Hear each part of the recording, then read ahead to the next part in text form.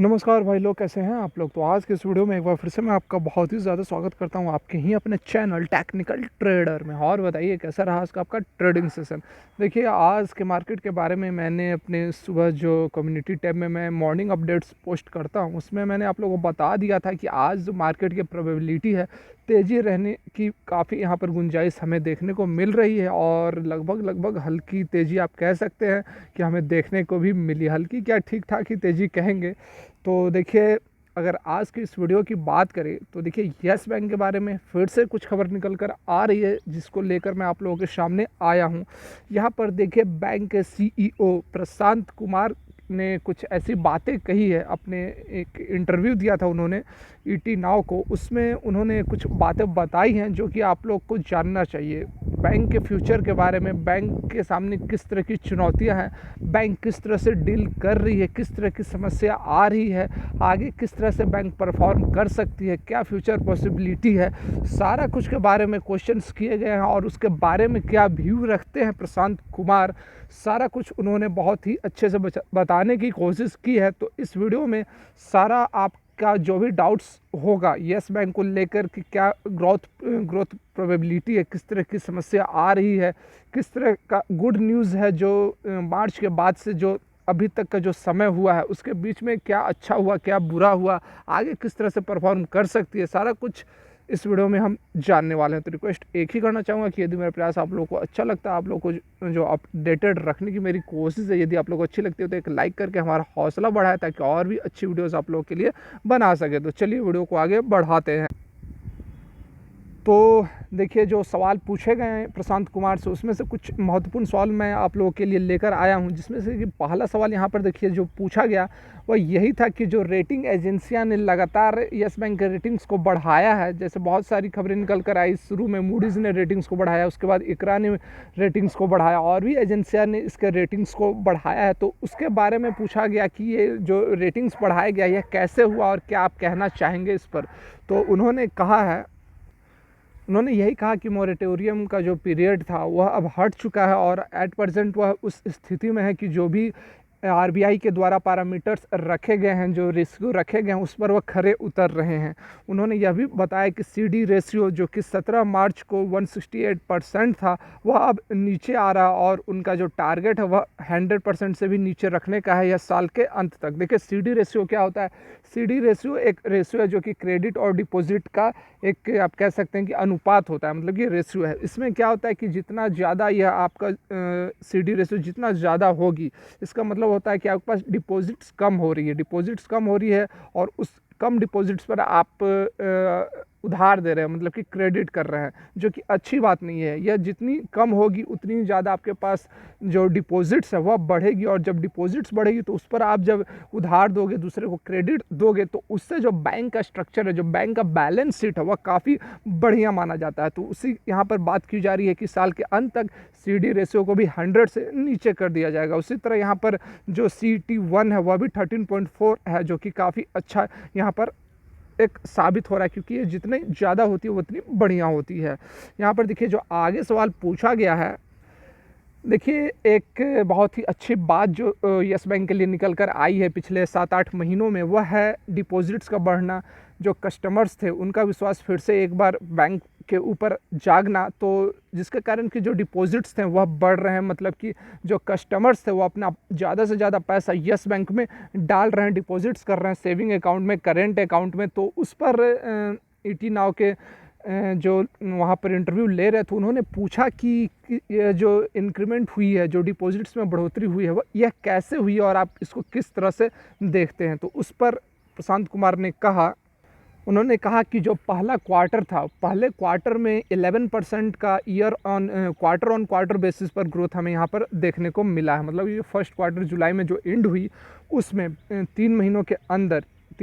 अंदर मतलब कि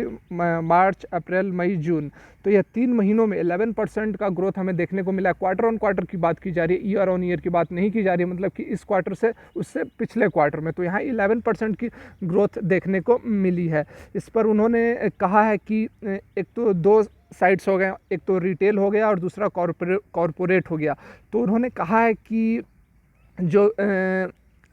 कॉरपोरेट साइड है, कॉरपोरेट साइड से हमें ज़्यादा बढ़िया रिजल्ट्स देखने को मिल रहे हैं as compare to retail side में, जिसके कारण कि उन्होंने 50,000 करोड़ का जो लोन 50,000 करोड़ का जो लोन लिया था आरबीआई से, उससे चुकाने में सफल रहे। यहाँ पर आप देख सकते हैं कि वो कह रहे हैं कि we are focusing on retail but definitely the corporate side it comes as a large amount. आगे उन्होंने कहा कि जो रिटेल साइड है उसको मैच करना, जो आप कह सकते हैं कि कॉरपोरेट साइड है, उससे काफ़ी अभी समय लग सकता है। काफ़ी समय इसलिए लग सकता है कि जो रिटेल इन्वेस्टर्स है, जो रिटेल कस्टमर्स है, वो तो थोड़ा ही कैश डिपॉजिट करते हैं, और जो कॉरपोरेट है, कॉरपोरेट साइड में मतलब करोड़ों करोड़ों में डीलिंग होती है, तो वही यह कह रहे हैं यहाँ पर कि थोड़ा समय लग सकता है मैच करने में, लेकिन वैसी कोई बात यहाँ पर नहीं है, वैसी कोई चिंता की बात नहीं है। क्योंकि यहाँ पर देखिए एक बहुत अच्छी खबर या फिर अच्छा डाटा आप कह सकते हैं कि जो हमें यहाँ पर देखने को मिल रहा है कि इवन लॉकडाउन में, जब लॉकडाउन था उस समय भी महीने की बात की जा रही है, एक महीने के अंदर 60,000 न्यू मतलब अकाउंट्स खुलाए जा रहे थे, मतलब कि 60,000 एक महीने में 60,000 नए कस्टमर्स जुड़ रहे थे यस बैंक के साथ, जो कि एक फिर से एक बहुत अच्छी बात है। हालांकि जो बैंक का टारगेट है वो 1 लाख कस्टमर पर मंथ का यहाँ पर बताया जा रहा है। देखिए यहाँ पर जो अगला सवाल उनसे पूछा गया कि क्रेडिट ग्रोथ को किस तरह से देखते हैं in term of credit growth, मतलब कि किस डायरेक्शन में वो एक्सपेक्ट कर रहे हैं कि बहुत बड़ा मतलब कि रोबूस्ट ग्रोथ किधर से आते हुए इन्हें दिख रहा है क्रेडिट ग्रोथ के सेक्टर में। तो देखिए वो उन्होंने कहा है कि we are seeing green shoots, मतलब कि तेज़ी हमें देखने को मिल रही है रिटेल और एमएसएमई साइड से। देखिए रिटेल तो आप समझ गए, और एमएसएमई साइड होती है जो लघु उद्योग है, मतलब कि जिनका जो कैपिटल है छोटा है, जो स्मॉल इंटरप्राइजेज है, कुटीर उद्योग है, जो कि छोटे पैसे में अपने बिजनेस को चला रहे हैं। तो उस तरह की जो एमएसएमई साइड है, उस साइड से अच्छी तेज़ी देखने को मिल रही है। बहुत बड़ा कॉरपोरेट के तरफ से बहुत बड़ा इन्वेस्टमेंट की यहाँ पर कोई वैसी बड़ी खबर नहीं आ रही है, लेकिन फ़िलहाल यहाँ पर आप देख सकते हैं कि we are seeing demand coming from retail side specially in the home loan, car loan, मतलब कि होम लोन, कार लोन वगैरह में अच्छी डिमांड यहाँ पर देखने को मिल रही है रिटेल साइड से, एमएसएमई साइड से as compare to corporate side. देखिए यहाँ पर एक और भी बहुत बढ़िया बात बताई गई है सीईओ और एमडी प्रशांत कुमार के तरफ से। उन्होंने कहा है कि अब पूरे साल की यदि बात करें तो पूरे साल में अगस्त का पूरा महीना और सितंबर का पहला 10 दिन, मतलब कि 40 दिन काफ़ी बढ़िया रहा एज़ कम्पेयर टू बाकी पूरे साल के 4 महीनों से यदि हम कंपैरिजन करें तो ये जो 40 दिन है वो काफ़ी बढ़िया रहे, काफ़ी बढ़िया परफॉर्मेंस दिखा रही है बैंक। तो देखिए अगला जो सवाल यहाँ पर पूछा गया है, अगला सवाल यही है कि जो बैड लोन्स है, एनपीएस है, मतलब कि जो एक समय यस बैंक ने जो करोड़ों का लोन दिया हुआ था अदर कंपनीज़ को, जिसमें से कि बहुत बड़े बड़े नाम है, आरकॉम हो गई, जेट एयरवेज हो गई, और भी बहुत नाम्स हैं, तो उनको जो दिया हुआ था लोन, उसका जो अब वसूली करना है, तो वसूली किस तरह से की जा रही है और क्या इस पर अपडेट है, तो उस पर उन्होंने कहा है। तो देखिए रिकवरीज के ऊपर उन्होंने कहा है कि we are expecting some recoveries out of this portfolio, लेकिन जो रिकवरी है उसमें थोड़ी देरी हो रही है, और देरी इसलिए हो रही है क्योंकि कोविड का इम्पैक्ट है, तो जिसके कारण कि जो कर्ज लिए हुए थे वो और भी बुरी तरह से फंस चुके हैं और कर्ज को चुका नहीं पा रहे हैं। लेकिन उसके बावजूद भी उन्होंने कहा है कि साल के अंत तक वह कुछ ना कुछ रिकवरी ज़रूर कर लेंगे और इसका डाटा भी पब्लिक के सामने रखेंगे। देखिए आगे जो सवाल पूछा गया है वह रिस्क फैक्टर के ऊपर पूछा गया है कि उन्हें क्या लगता है कि अभी आने वाले समय में, आने वाले नज़दीक टर्म में उन्हें कौन से रिस्क का जो है सामना करना पड़ सकता है। तो इस पर उन्होंने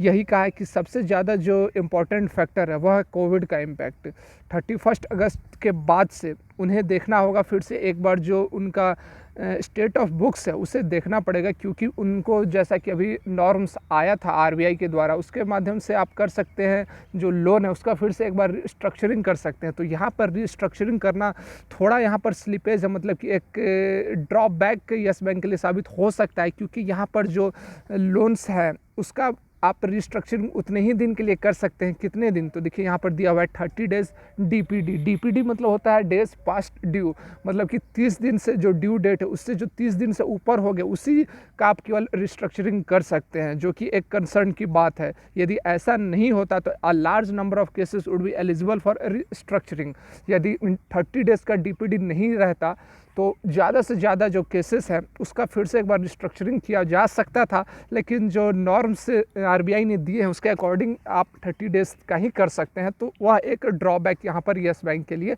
बना हुआ है। तो देखिए जो मेन बातें थी, जो मेन मुद्दा था, मैंने आप लोगों को बता दिया। जो सोचते हैं, क्या सोच रखते हैं बैंक के सीईओ प्रशांत कुमार, देखिए यदि ओवरऑल बात करें तो बैंक की जो चाल है, जो बैंक जिस तरह से परफॉर्म की है बेल आउट प्लान बनने के बाद से, वह काफ़ी बढ़िया आप कह सकते हैं, क्योंकि लगभग बर्बाद हो चुकी बैंक को इस तरह से परफॉर्मेंस देना अच्छी बात आप कह सकते हैं, काफ़ी बढ़िया आप कह सकते हैं कि कम बैक करते हुए हमें यहाँ पर नज़र आ रही है येस बैंक। तो कोई भी बहुत ज़्यादा चिंता करने की बात नहीं है, समय ज़रूर लग रहा है, लेकिन मुझे जहाँ तक लगता है कि बढ़िया रिटर्न्स आने वाले दिनों में आपको येस बैंक के अंदर देखने को ज़रूर मिलेगी। तो देखिए यह थी मेरी आज की वीडियो। यदि कोई डाउट्स है आपको रिगार्डिंग येस बैंक तो आप कमेंट करें, मैं जवाब देने की पूरी कोशिश करूँगा। वीडियो देखने के लिए बहुत बहुत धन्यवाद। भगवान करे आपका दिन शुभ रहे।